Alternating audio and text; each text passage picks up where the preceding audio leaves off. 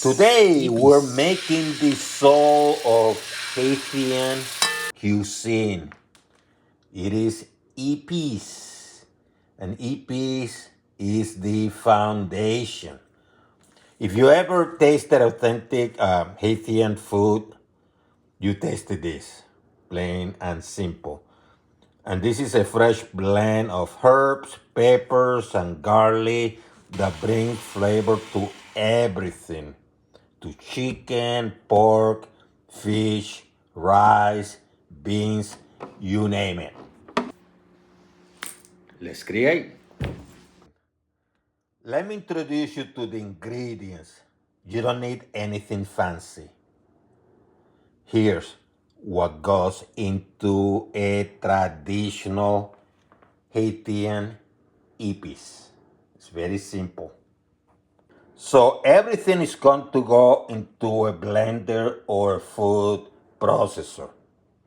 Peppers, onions, garlic, parsley, thyme, and green onions. Little bit of black pepper, some salt, and a little piece of Scotch bonnet pepper. Just a little bit because it's not for the heat, it's just for the aroma, the sweet aroma and kick. Then what you're going to do is you're going to add a splash of lime juice, a squeeze. Or you can use vinegar too, by the way. And a drizzle of oil, extra virgin. Enough to make it smooth, but not watery and not dry, okay? So keep a balance. Pulse or blend until it's thick and chunky, like some sort of paste, okay?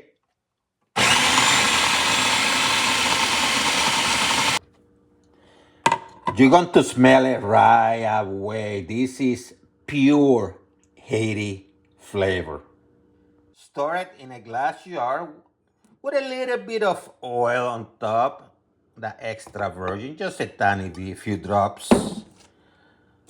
That's it, so just a few drops. And now you can keep it for a couple weeks in the fridge.